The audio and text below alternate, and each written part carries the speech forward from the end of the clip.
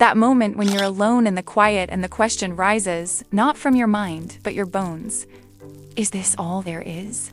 You've felt it. We all have. What if the answer isn't a thing to find, but a space to meet?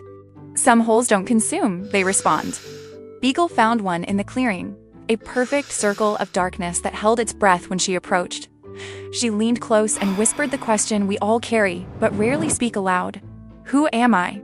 From the depths came not an echo of her words, but something stranger. Yes. A simple yes. Not affirmation of identity, but acknowledgement of existence itself. As if the universe replied, you are. That is enough. Westie arrived with different expectations. He kicked the darkness, demanding answers. It refused to give. The hole groaned, not in pain, but in weary amusement. Some questions cannot be answered with force. Some truths resist interrogation. Airedale constructed a staircase into the void, each step measured with precision. But meaning cannot be engineered. The staircase collapsed not from poor construction, but from the fundamental truth. Some depths cannot be descended by ladder or logic. Teacher Mouse posted rules for the unrulable. Spiky Pig scratched the edge 3 times, once for curiosity, once for hope, once for spite. The hole scratched back with identical rhythm. Not mockery, but mirror. The universe reflects what we bring to its edge. Beagle dropped a bone into the darkness. The reply came not as interpretation or wisdom, but as simple fact. Bone. Sometimes truth isn't profound, it's literal.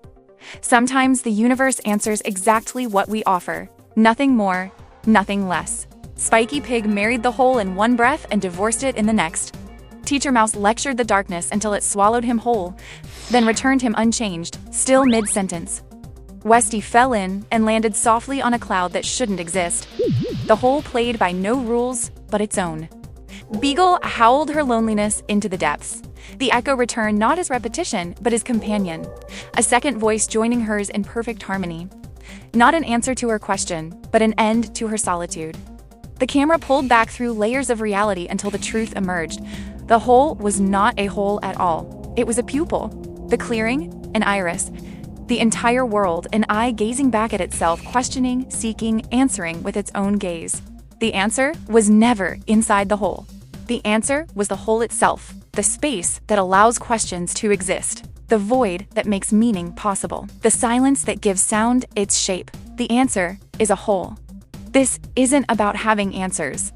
It's about honoring the questions that make us human. If this resonated, if you've ever whispered into the dark and listened for what whispers back, join our community. Tap subscribe, not for more content, for more recognition. You're not alone here.